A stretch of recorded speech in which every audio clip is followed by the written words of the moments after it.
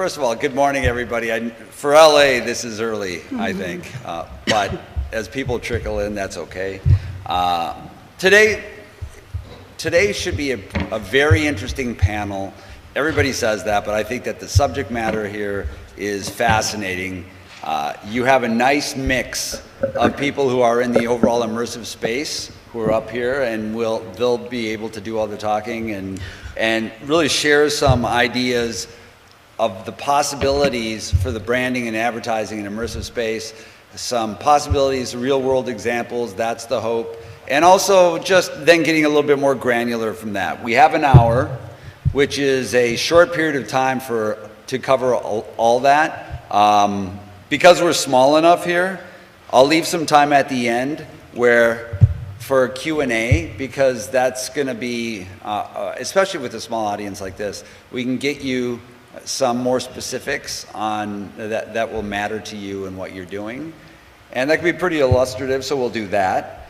We'll start off with just a few brief introductions, and I'll keep those brief, make sure that we're all brief so we can really get into the meat of everything. But this is the VR, MR, AR immersive panel, and it is focused on brands and advertising. So hopefully you're in the right place. I'll give you a little background about myself.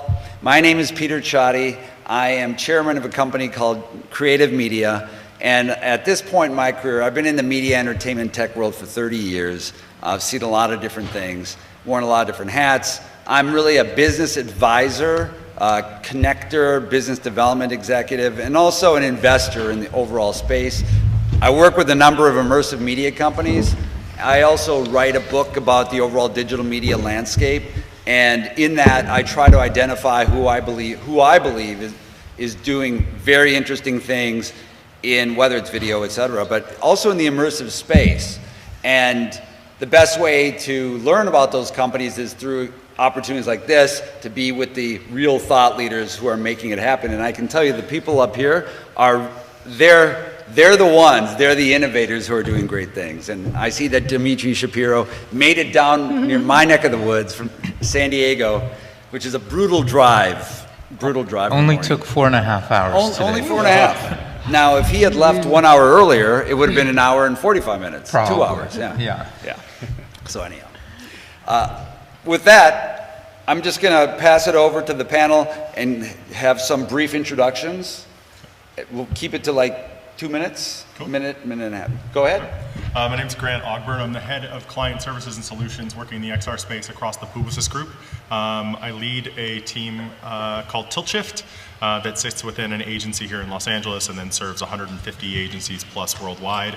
Their clients kind of in thought leadership within the XR space, which is inclusive of AR, VR, holographics, 3D imaging, so taking anything CAD data based and creating a 3D photorealistic model from it.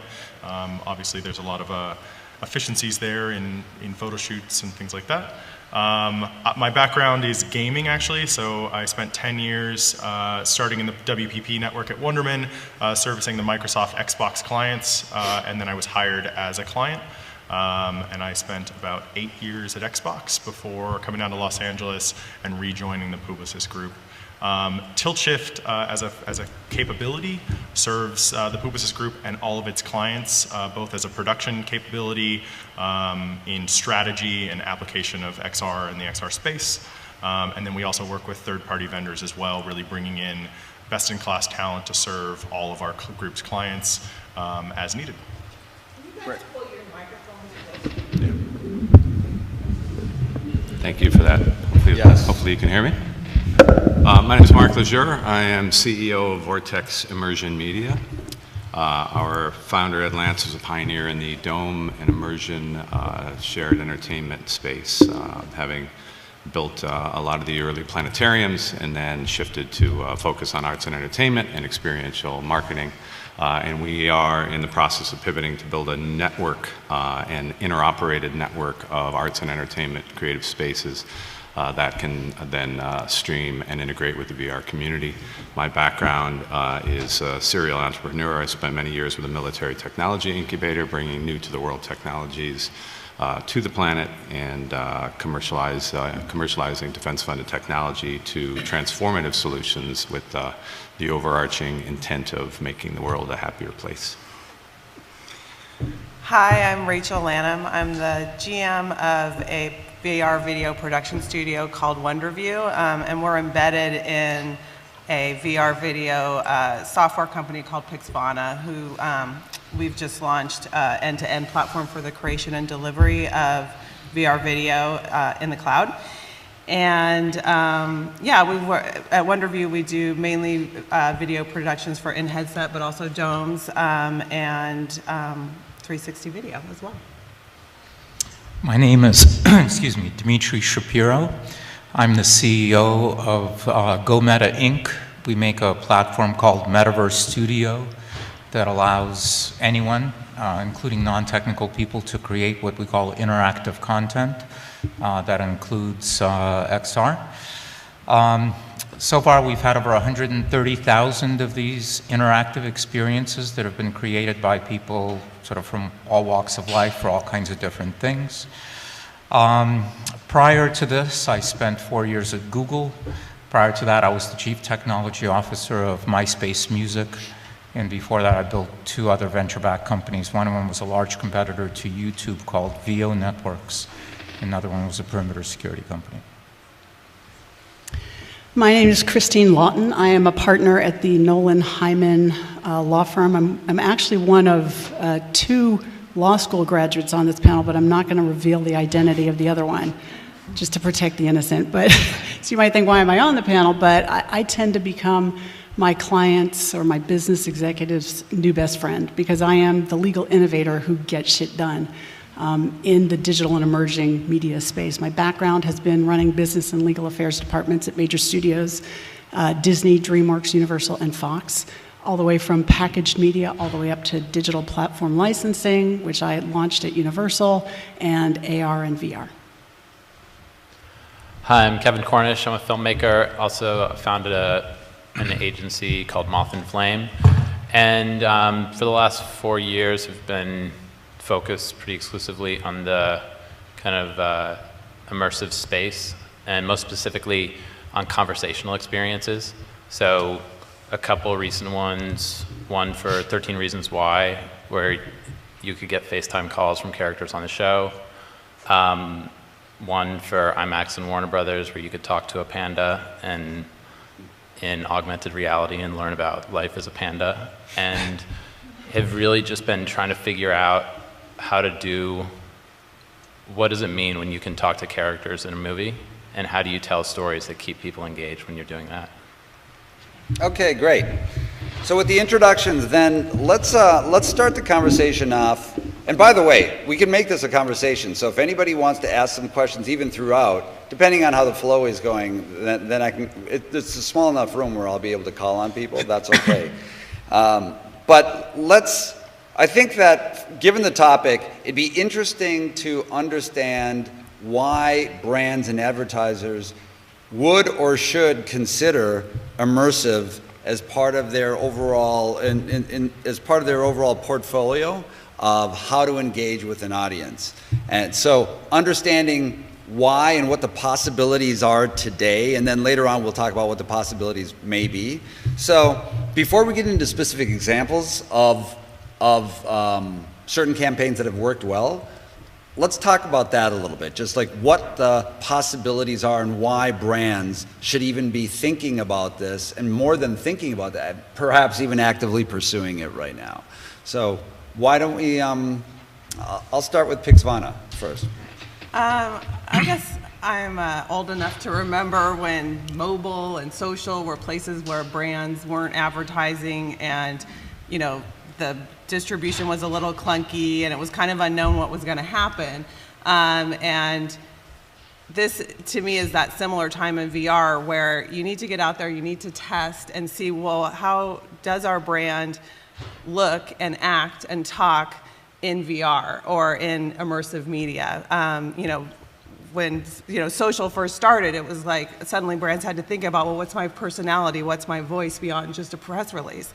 And so I think this is the time in terms of why should they get in there is it's still early. There aren't headsets in everybody's home yet, but there are ways that consumers can engage with the experiences. And if you test and learn now and figure out, kind of get your brand voice in this new way of telling stories, when it does become mass, you're ready to go and you have the insights already versus kind of having to catch up and follow. So, and you can also think about it as a universal asset where you can experience it in headset or in a dome or on YouTube or wherever in the early days, creating it in an efficient way. So is that right now for you and your company, is that the primary pitch? Is it really that these are early days, yes, but it's important to start getting in there and experimenting and collecting the data so you can learn from that? Yeah, I mean, maybe it's just because I'm super practical, but I always think that why do it? Why spend the money? Should you do a whole VR shoot, or can you tag on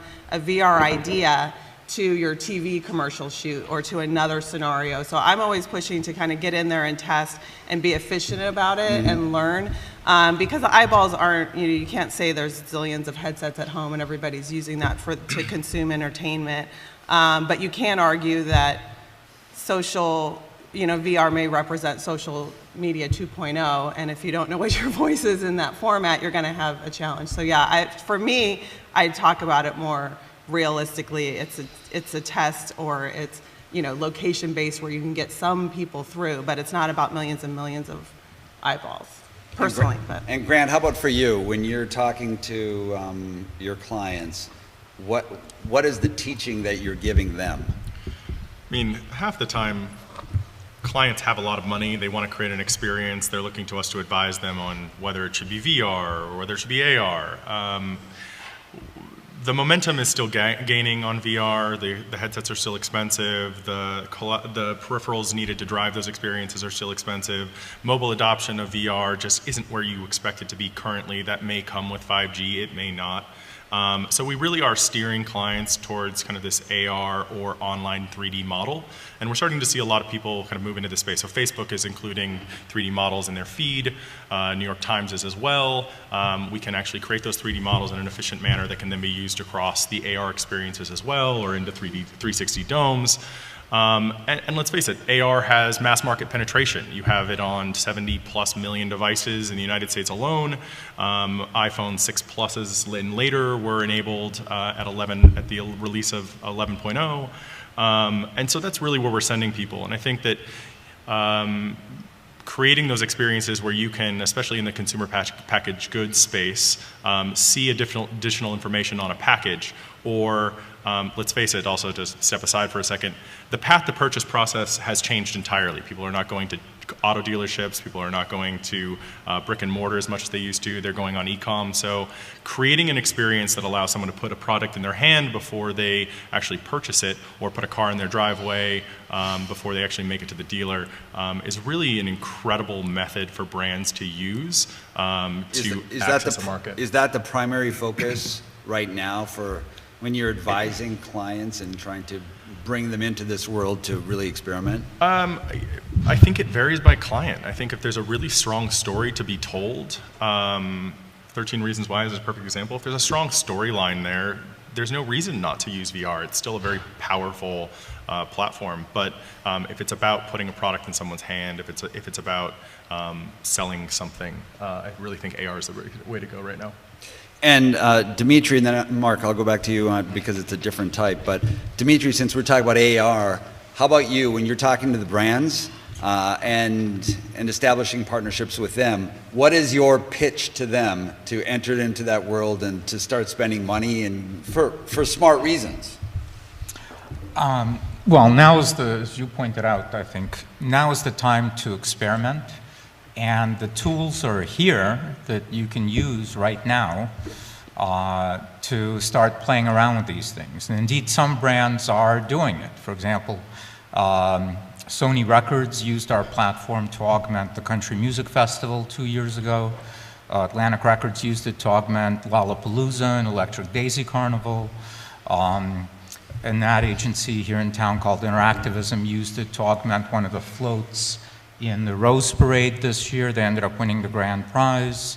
And so all of these brands are learning right now and sort of tuning their processes, figuring out best practices. And it's a really exciting time. It reminds me a lot of when the web was sort of getting started, getting popular in 1994 and 95. And we sort of had Dancing Java Guy and a bunch of personal websites, and then GeoCities came out and everyone started publishing. Or, as I mentioned, I built a competitor to YouTube, which actually Peter was an advisor for in 2005. And so we spent time He launched before YouTube. Yeah. We spent time talking to venture capitalists that sort of looked at us and said, this sort of seems like a solution looking for a problem. Like, I don't know anybody who wants to broadcast video. Like, maybe some dad wants to share videos of the kids with the grandparents, but this isn't the market. And even if you could find people who wanted to do it, amateurs can't produce compelling video. You need production value, you need crews, you need money, etc. And even if you could do that, who wants to watch video on their computer? You got to lean forward, they're buffering, they're small. I just got a big screen TV, I want to get a bigger one. And even if you could solve that, you know what? No one, no brand is ever going to want to advertise on user-generated content because you can't control the message.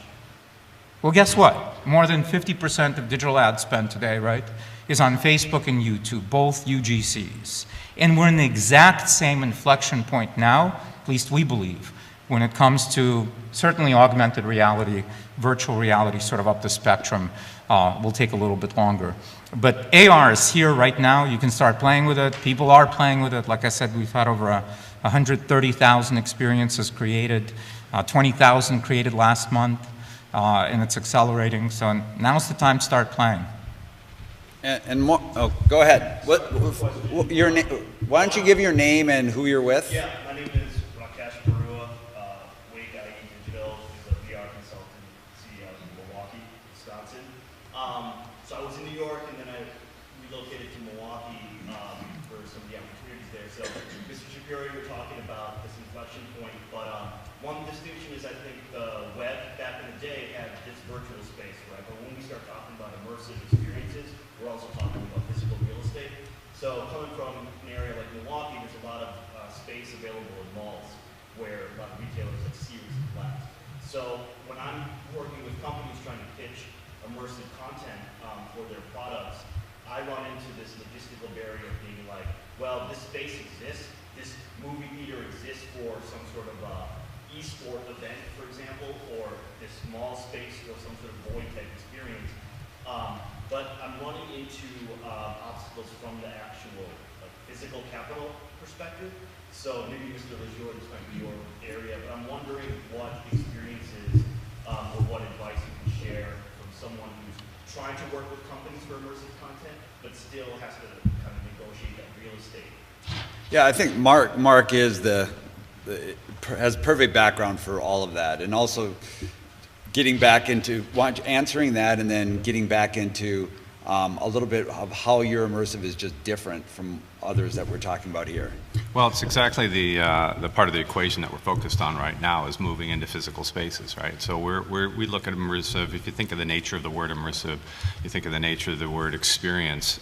We look at it from the perspective that we're shifting the brand attention from what the consumer or what the participant thinks is aligned with them versus what they feel is aligned with them. Do I feel like this is part of my lifestyle? Do it feel that it's right? Is it part of our values? So in terms of being able to attract capital attention and being able to move into these physical spaces, it's a much larger paradigm shift in terms of bringing infrastructure to the table to be able to reinvent lifestyle and being able to integrate brands. From our perspective, we're using 360 domes, and it's a way to recreate and re-render reality around our audience and bring the brands in there. So the brand becomes part of the lifestyle, but it's a root brain experience. So VR becomes our best friend because then we can stream that out and have theoretically millions of people in the same space sharing that brand extension at the same time.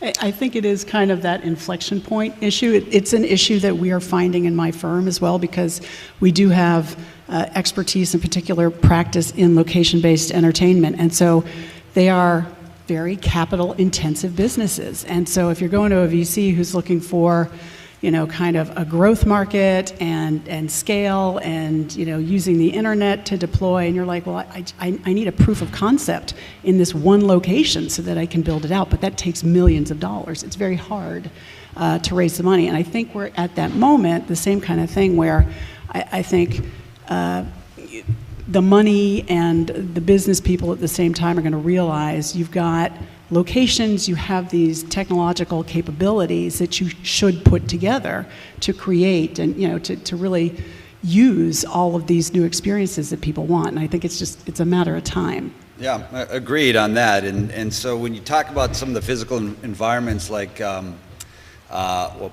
what Marc's doing with Vortex, and then I'll mention another one just because I think it's important to understand the possibilities of how grand those possibilities can get. But when you start talking about bringing it into the physical space as well, you look at the Void or something like that, where the Void is you have a Star Wars experience, which is actually in a physical environment. You're wearing your headset in that situation, but you're having a somewhat social experience because you're going with your friends and you can see them as avatars and you're touching physical things and things like that. So everybody up here like every part of what these folks represent is embodied within that kind of an experience. And how many of you are actually working with brands right now and advertisers? Okay. Well, so when you look at location-based entertainment, since you mentioned it, the grandest thing that has really been presented so far is called the MSG, Madison Square Garden Sphere. Are you all familiar with that? Okay.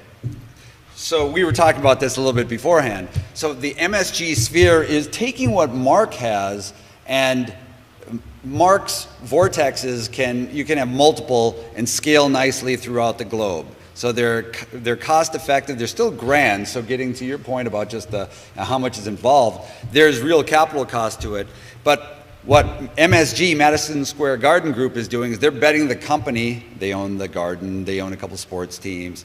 They're betting the company that they're reinventing the venue experience. And so for London and first in Vegas, they're building these massive true spheres that are covered in LED lights, both on the exterior and on the interior.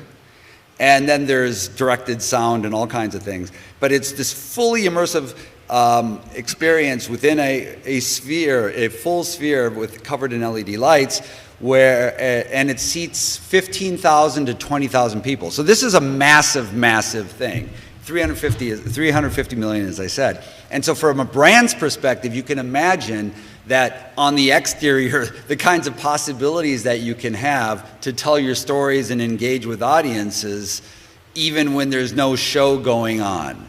So this is just one example of how things are being transformed. So even venue experiences are transforming themselves. Certainly what Marc's doing is transforming the venue experience too. The theater experience is different, and then everybody else up here is as well. And Kevin, let's talk a little bit about you as a filmmaker. When you work with brands? Yeah. Okay. So when you're talking to brands and helping them understand, what's that conversation like as a filmmaker and to help them understand the possibilities? Well, so I think the biggest thing about immersive is that when somebody's in an experience, they're not seeing something that's on a screen, and this is something that's come out of consumer insights testing from multiple networks, but they don't know that they think that the person that they're talking to is really talking to them. And the brain doesn't know the difference. And so when you think about what does that mean in a brand setting, and this goes to the e-com pipeline part of immersive, so much about sales is connected to trust. In that when you're thinking about being in a store and somebody's talking to you and talking about products and asking you questions and then recommending products based on kind of who you are and what's important to you, there's a level of trust that's established. So probably one of the most interesting things that we're doing in terms of using immersive for actually an ROI purpose is incorporating that into that e-com pipeline. kind of in like a pre-sales kind of way, where as like a conversational recommendation engine, an influencer is asking you questions about who you are, and then based on who you are, is making recommendations that then sends you to the purchase page. That's pretty fascinating. Go ahead, Dimitri. Yeah, can I chime in quickly on that? So a lot of the things that people are creating on Metaverse actually are sort of extremely lo-fi. They use the mobile phone, obviously, and you know, project overlay, sometimes 3D objects, but often literally 2D cutout heads of people with a little speech bubble, and sometimes they also record, you know, voice and audio with it. And it's amazing how a 2D floating head in space, when you're holding up your phone like this and looking at it and sort of behind it through it, and the speech bubble sort of rendering as it's typing out, how that feels extremely different than looking at your phone like this with the exact same thing happening and sort of a static background. And so you don't have to go too crazy immersive, I think, to gain a lot of the value of this thing that you're actually connecting with something that is different than what we've experienced sort of traditionally in sort of existing internet media. Yeah, that's exactly what we've seen. I mean, some of the, I'll just give one example on, from a consumer insights test. So the experience is mimicking FaceTime. So you're getting FaceTime calls from characters on the show. And the first character, he's like telling you about all the crazy drama that's happening, and he's really stressed out, and he's like telling you all these other characters are going to be calling you, and whatever you do, just don't get into it with them.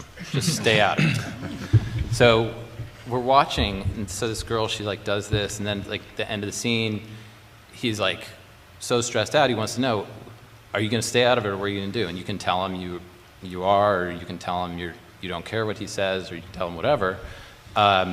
So she does it, and she's like, yeah, I'll stay out of it, Tony, I'll stay out of it. And then the next call comes in.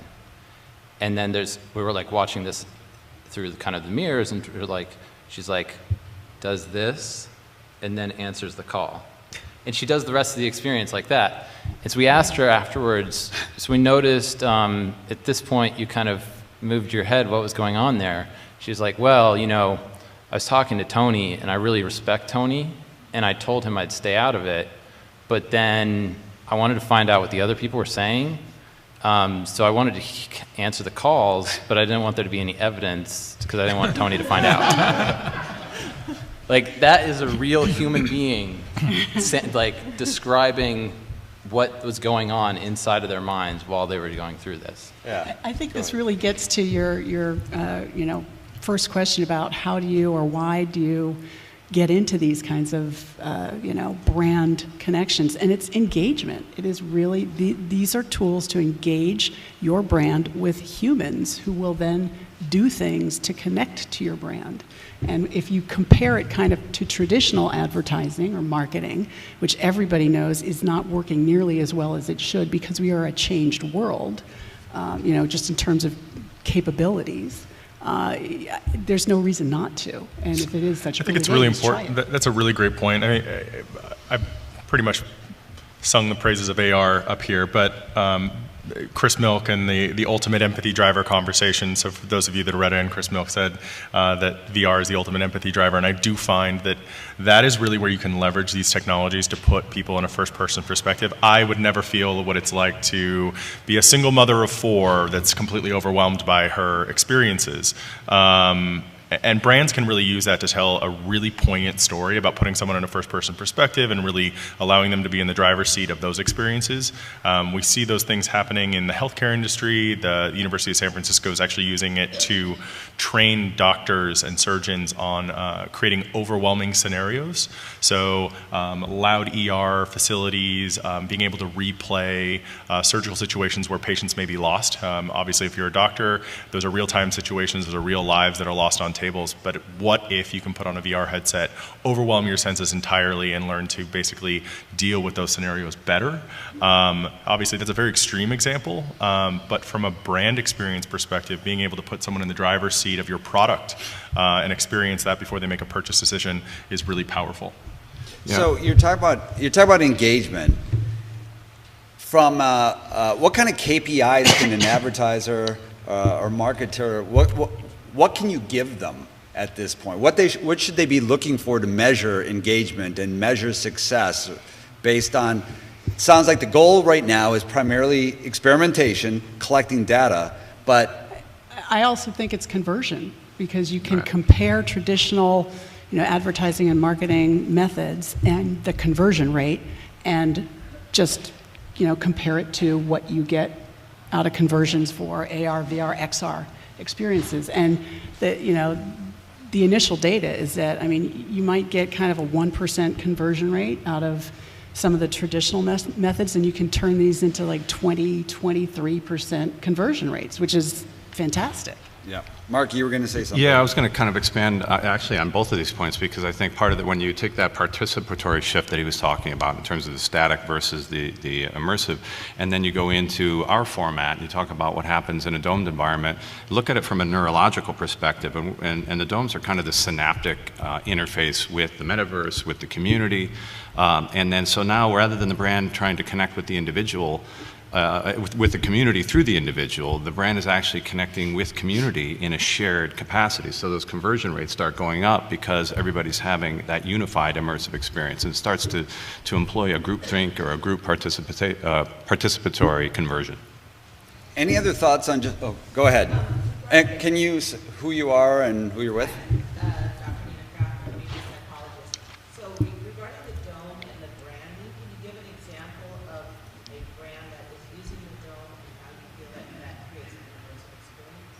One of the better examples that Vortex participated in was the Childish Gambino Pharos experience in Joshua Tree in 2016. It was a 160-foot experiential dome. It was Microsoft and Production Club production, and the dome pixelization, the entertainment within the dome was an augment to the live entertainment, and Microsoft and that Unity gaming engine became the backdrop or the green screen for that live entertainment. And because of the immersive nature of the experience and because of the way that was shared virally, there was a tremendous amount of brand exposure in a new way, and there was direct connection with the, from an empathetic perspective on that shared live experience. So the whole thing's about live and engagement, and then the brand realization at that point in time. So let's go through one by one on this one, where give your favorite example of how brands have effectively used immersive to, however, and have you defined success, or how they define success for that particular campaign. But a great example from your perspective on something that's just really compelling that the audience would get something from.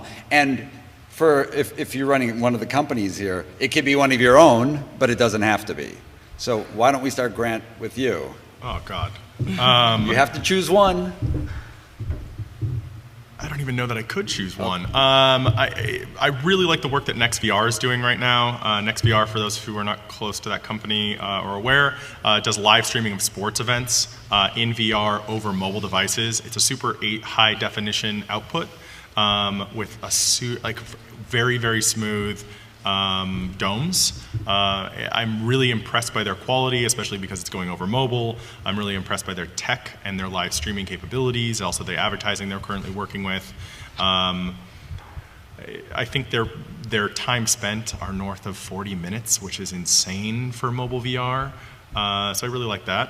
And then from an advertising brand integration component, they're really doing flat interstitial right now. So my kind of, coming from a media partner, if we're going from stereoscopic or flat VR, and then we're transitioning into a standard linear advertisement, everybody up here should quit. We should all just go home.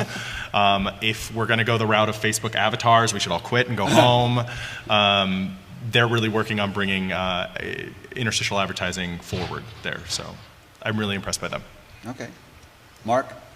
I would actually look at the way that we are benefiting as a brand that's now moving out into a network build through the virtue of musical entertainment. So we produce a show for James Hood that is now rolling out through existing planetariums and domes that are already out in the field. And based on this immersive experience, and it's a musical experience that is designed to achieve positive brain states. So simply taking you out of the story, out of the politics, out of whatever your daily routine is, and reconnecting you with yourself and distracting your current state of mind through the visuals and the immersion. And that launch has allowed Vortex to gain a lot of exposure and begin to build a footprint with what we can do with this type of live entertainment. Rachel? Well, again, I'm very practical, so I like what you're saying about driving conversions and, thinking about using this platform as a way to, reduce any barriers to purchase. So one example that I like is, I think it's Lowe's, it might be Home Depot, but I'm pretty sure it's Lowe's. They had VR experiences on site where you would kind of learn the do-it-yourself, how to do this project on your own, and it built that confidence so that people would then purchase. They're in store and they're like, maybe I can do this, maybe I can't. But once they were in the VR, they built that confidence, and then they went right to purchase. And so to me, that's this great thing of leveraging the presence and the oh, I really had this experience. I could go home and do it myself, and then actually getting right to purchase. So I like things that are really close in, or I'm sure with Lexus and a lot of your car customers, getting you that much closer down the the purchase funnel. By leveraging the powers of presence and the things that VR bring to the table. Yeah. Lowe's is also using that example to pre-design. It's Lowe's. It's the Hollow Room experience, and they actually allow you to do pre-redesign for remodel, which allows you to kind of put you in the driver's seat of your own remodel before you make that purchase. I think that's a really good example. Yeah, I think it's just that confidence building by this is the feature. let you experience that in advance. So. By the way, just really quickly on that. So for Lowe's, you both think that it was an effective campaign, or it's an effective use. It's not even a campaign, really, because it's probably ongoing.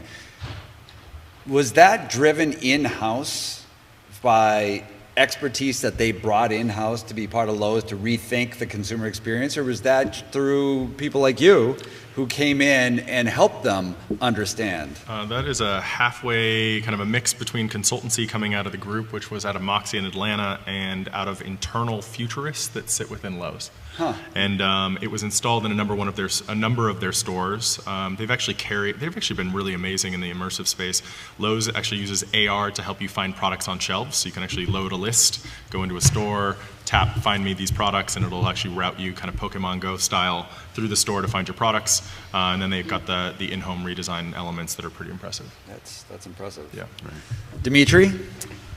I'll give you quickly a couple. One, I mentioned this Sony Country Music Festival that over a 4-day period of time had 83 experiences that spawned on a schedule depending on what artist was on what stage, and sort of moved people through the festival over this 4-day period of time. They wrote up a big case study, filmed a video, and found that this sort of augmentation of this live event to the people that they interviewed, the participants, was extremely meaningful and hard to sort of quantify, but certainly was something that they wanted to see in future events.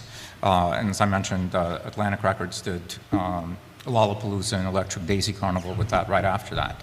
Another one is, I can't give you the name, but I can tell you it's a name it's a traditional television broadcaster that is currently using Metaverse to take content that was originally created for television broadcast and augment it. So when broadcasts happen, along with the broadcast is a QR code that is shown on the screen, and all the viewer has to do is point the phone at the screen and instantly now have access to interactive experiences that are packaged along with the show, sort of both during the broadcast and then sort of afterwards on their website, so that you've got this additional layer of interactivity that is added to traditional television content. Mm-hmm. Christine? So I love the practical stuff, like Rachel said. So I like the furniture visualizer that IKEA did. But really, my favorite is the I Caught It AR T-shirt cannon. So a company called Experial partnered with the New York Jets, and they have a digital, experiential marketing platform that puts together technologies including the Jumbotron, the turnstile data, your cell phone. So what they did in this campaign is they turned the Jumbotron into a big T-shirt cannon, and fans in the stadium could then catch the T-shirts on their cell phones. And then your name went on the Jumbotron if you were a winner, and then Amazon shipped it. I thought it was beautiful. And then they actually did this with Budweiser as well. So they would toss virtual bottles of beer, which of course you can't do. Which is great for the kids. It's great for the kids. They love it. But you're going to hit someone in the head. You have age laws. But then what they did is they got people to then go buy a bottle of beer and interact so that they could get more value out of that. So I thought it was perfect. So that was, Christine, that was an interesting practical, and that's what you mentioned. Grant, since you are a filmmaker, I leave it up to you, but coming up with That's not Grant. Oh, excuse me, sorry, Kevin. Yeah. Kevin, since you're a filmmaker, what, from your perspective, the possibility, something that's been a really exciting work that was created in this realm for advertisers or brands? Well, there's one that I was thinking of. It's kind of at the other realm of, it's away from the filmmaking side, and I can't remember what company did it, but it was a company in Brazil, and basically they understood that for some event or something, there were people who were going to be spending a lot of time in traffic on like one specific route. And so they built this AR experience where, based on different locations on that route, different things happened. So it's like what's so interesting to me about it is this idea of understanding exactly who's going to be using it, where they're going to be using it, what their headspace is at, and then designing something for that user, but in a way that can be kind of scaled. Like an equivalent would be like charting the last few miles to Coachella and just knowing that people are going to be going in groups, in cars. They're going to have a lot of time. You have a sense of like what their energy is, and then doing something where at different markers on that route, different things can be happening, like giant animals jumping off of billboards or whatever it is. But that idea of like bringing the real world with kind of the virtual storytelling in a way that fits into what somebody's doing in their life at the moment that they're going to experience this thing, I thought that was really brilliant. So what we need are dome cars now as well. Yes. We need virtual porta potties. Pretty interesting. Yes. Well, I don't know if that's a good idea. But so from a practical perspective, from brands or marketers, in terms of resources necessary to pull it off, so just giving an idea, a sense to those in the audience about what that means. So whether it's in the VR space, AR space, even the example that you were giving, Kevin, something like that for what scale is that from a financial perspective and from the bodies you need and the expertise you need? So I'll let anybody chime in about that based on the experience you've had, including Mark. Why don't we start with you in terms of going the grand? Here you are in a physical environment, so pulling that off. Well, that's that's our big challenge at the moment. After years of building experiential marketing events that are kind of one-offs or direct experiences, to shift into a network of permanently operating these new immersive spaces, the way that's going to integrate with the community and building the content that will continue to populate these spaces. It's a big undertaking, and it's a big capital shift as well. So it goes back to some of the conversations we had earlier about the paradigm shift, the inflection point, and now what's starting to become a pull from the more real estate-minded investment community about LBE and starting to realize that these are the ways that people are asking to participate. Anybody else, just in terms of helping understand the scale of resources involved? I think you can look at the investment on a couple different levels. So I've got a number of clients that are activating at CES this year. They're spending millions of dollars on booths. We're taking AR experiences into those booths to actually create add-on experiences to the investment that they've already made.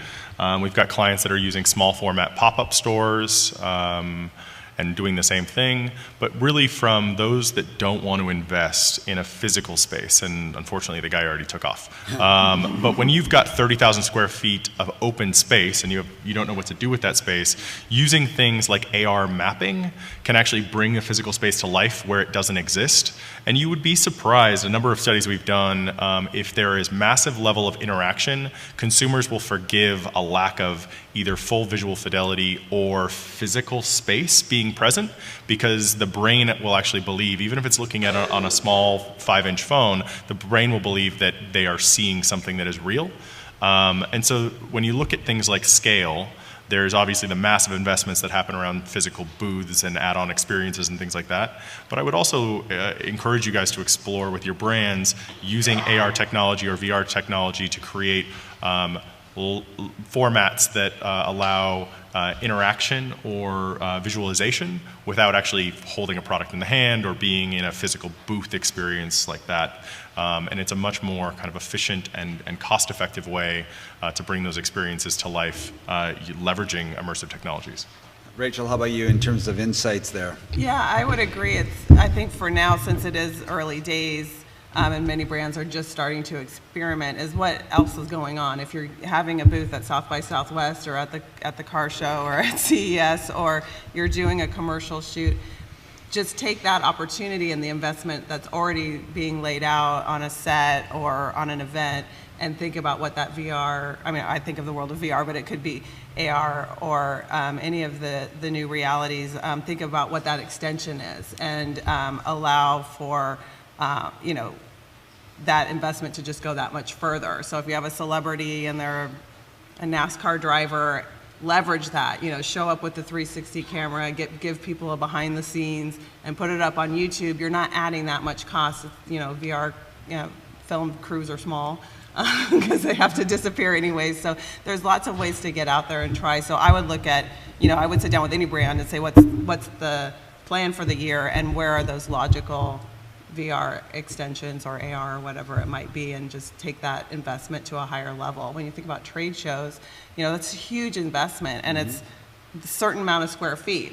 So if you can use VR or AR to actually be bigger, then you can get a small booth, but you can have a lot of experiences and headset, then you're actually saving money. Yeah, or a dome.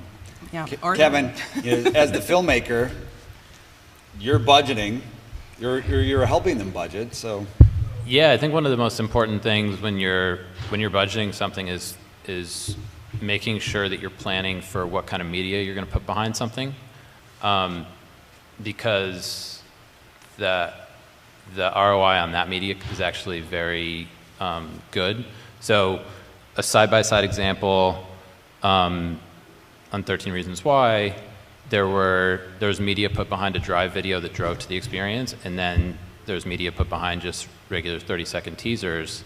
And if you are thinking about for each dollar that's spent on a teaser versus something that's driving to something else, so if the conversion rate in Snap was somewhere around 10%, for everybody who saw that 30-second clip out of Discovery, they then, 10% of those people ended up spending an average of 4 minutes and 45 seconds in a follow-up experience to that. So especially if you're doing if the idea is we're doing this for learning, we're doing this as an experiment, there aren't any KPIs, then that's one thing. But if there are stakeholders that are going to want to know that this worked, planning for the media spend at the beginning is something that, when I look at the different people that are doing it, the ones that are doing it really well, they planned for that at the beginning. The ones who are kind of a little haphazard, not so much. Like when I did something for Walking Dead, that was part of the plan, and it was a successful thing because all of that stuff was planned out from the beginning. And Dimitri, do you have any perspective on that? Well, we are on the super inexpensive end of the spectrum, right? So the devices that are the target devices for these experiences that are created in Metaverse Studio are mobile phones, iOS and Android. So people already have those in their pockets wherever they are. You can create these experiences on our platform today free of charge. You can geo-position them so they can be there, and so when somebody is near them, they can sense that they're near them and interact with them, so you don't need any physical markers. Or we let people take advantage of QR codes, which are obviously just a matter of printing something out and pasting it around. And so cost becomes a non-issue. And also the time to develop all of these things, like that's sort of the real value, we believe, of Metaverse Studios, that it makes it super easy for anyone to very rapidly learn how to use it. You watch a 9.5-minute YouTube tutorial, that's how people get started, and then you can start doing stuff. And then it's simply a matter of sort of your creativity and how much time you want to invest and things like that. That I think is the key takeaway. There's a range of money you can spend, from almost nothing to almost all of it. And it's good to kind of keep that in mind, because if you really want to take advantage of some of these capabilities, you can get it done. There are low-cost options. Okay, so on that point, what's the grandest thing any of you have seen? If just somebody chime in on that. The grandest immersive brand campaign. Well, there's or the Jack Ryan Comic-Con. Yeah. There was probably an 8-figure JackRyan.com? spend. No, Jack Ryan Comic-Con. Oh, okay. Yeah, you can talk about it. Oh no, go for it. You're the filmmaker. But it was just a giant location-based branded experience that maybe 300 people went through. There was the 8 figures. Yeah. Yeah. There was the similar scope, the HBO Westworld South by Southwest activation, same kind of thing. 10 years of Burning Man. Yep. Immersive. Yes. Especially if you add some chemistry to it. Yeah. And lots of money spent. We're talking, tens of millions of dollars invested by participants to create this thing in a city. So I think we should consider that as well. Yeah. No so money, lacking technology. but no money changing hands. No money there. changing hands. No. That's right. Yeah. Just experiences. Samsung does a really good experience with mobile headsets at CES. They do these kind of like roller coaster ride, and they're doing kind of haptic bodysuit type stuff. I would agree on the Westworld experience. That was pretty amazing. Kind of to revisit one of the topics we just talked about activation. When you look at massive events, you might want to make the lower end investments in things like AR. One of the things we found, we did this thing at Concourse Elegance up in Pebble Beach with Lexus, and the buyer of a $250,000 car does not want to put a headset on their face that's been on 100 other faces. I work with a museum up in Seattle, and they call it visitor juice, and that's really disgusting. But anytime you look at a headset and you see makeup lines or oil or anything like that, that's called visitor juice. It's fucking disgusting.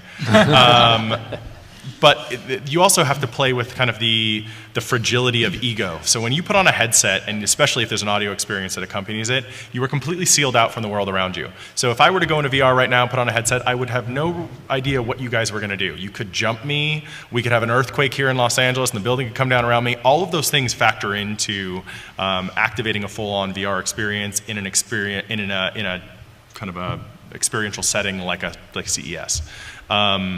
I just wanted to kind of drop that because before we advise you guys to go out and create a bunch of VR experiences for commercial activation. Yeah, no, that's a great point. And I'll answer to that by saying there's no place like Dome. Well played.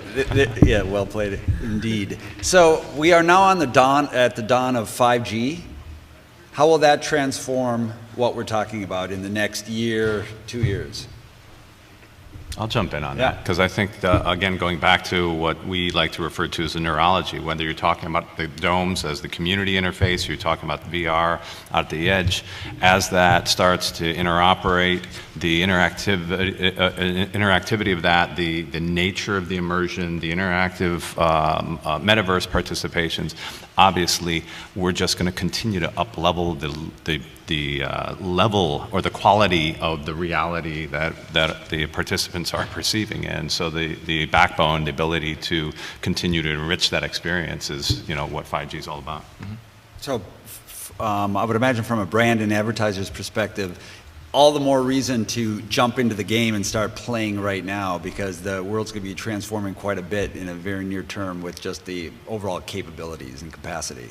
Yeah, well, adding to that, I think that, again, going back to where we started at the early onset of the conversation, the ability for the brand and advertiser to get into the heart, to really connect in with the community, that happens in a very, very different way in these immersive experiences, in the participatory engagement, and in the outreach. So, you know, we're really at the dawn of a whole different way to truly embed brands into the lifestyle. Okay, we only have a few minutes left. I'm going to do a lightning round where I'm going to give one question, everybody can go through really quickly.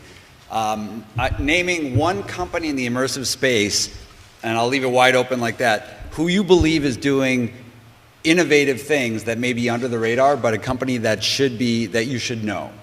So it can't be yours. You can't name because you're all doing amazing things. But Grant, I'll start with you since you're closest to me. Oh, God damn it. Okay, then I'll Go the other side. I'll start with Kevin. I'll start on the other side. It could be any company. Who's doing really exciting things? We can go. Then we can go check it out ourselves. I'll start. If anyone, Okay, go ahead, Yeah. Christine. So I'd say Experial, this company that did the Jumbotron with the jets. Experial? Experial, yes.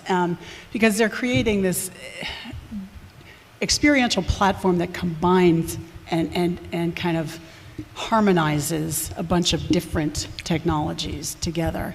And in addition, they're able to plug into, you know, when you are having a particular game or AR experience, you know, kind of an emotional high point, and connect that to a brand at that moment, which is a little bit of evil genius, right? Mm-hmm. But they're Canadian, so they can't be that bad. But I think it's amazing to think of getting right into a consumer's head at a particular kind of high heart rate or emotional moment and connecting a brand, and then that brand can coupon or give value or sponsor more gameplay, something like that. I think that's really exciting. And then on the consumer base, there's an interesting company called Skin Motion. It's a cloud-based audio. It's a network of tattoo artists who are connected through a brand, and you can do a sound wave tattoo that you can then play back, you know, AR and smartphone. It's really cool. That's cool. And Skin Motion, I think it's XPERIEL. I'm taking those too. Okay, anybody else really quickly? Because we only have a couple. I really like haptics. Sorry to interrupt. Haptics is HAPTX. Haptics is creating a hydraulic glove system that actually allows you to create haptic feedback scenarios in the palm of your hands. You can actually touch, grab. If you were to grab a ball on a table, you could actually feel the tension as you were to wrap your hand around it. You can actually have rain fall on your palm. In one of the demos that they have right now, they actually have a spider run across your hand, and you can actually feel every time the spider connects with your palm. It's really unnerving, but I think they're kind of moving us in that direction. And then a company you have heard of, Sony, has an incredible body haptic suit that you actually have to like pull yourself. It's like a wetsuit. But they're doing some pretty amazing stuff. We're a long way from Ready Player One, but they're kind of moving us. Those two companies, I think, are moving us in the direction of full body sensation. Dimitri, the last word. There's this company called Facebook that is trying to, is working on what I think is sort of the ultimate killer application for VR, and that's teleportation, the ability for us to be anywhere and have these kinds of meetings or have intimate conversations or have dinner with our family even though we might be in Singapore and in Dubai. And so social is going to be fundamentally important in a whole genre of these applications, which I personally find to be the most exciting ones, sort of outside of gaming and marketing. And mostly goes unnoticed, but Facebook's actually doing a lot of work there, and I think it's really hard work, and certainly very important and valuable work. Great. All right. With that, really quickly. Speaking of companies, Magic Leap, very, well-funded, powerful. I've run into a concern as I kind of talking to a lot of publishers, and I found out that a number of the major publishers have made exclusive agreements with Magic Leap for produce content. So, entrepreneurs and smaller companies are kind of locked out. Now, this company, has just released a product that costs $2,300, and we're yet to see, or we don't know when a consumer version of that will be out there. Yeah. So, the concern is, when these large companies are very powerful, make exclusive agreements, agreements with other companies, where we might have technology or offerings that might apply. Yeah, that's a big question, and we don't have time for that right now. I But just say all those agreements have a termination date. But talk to Christine, because she knows deals for sure. So listen, it's a good question. Unfortunately, they're cutting me off. With that, everybody, thank you, panelists. That was very interesting.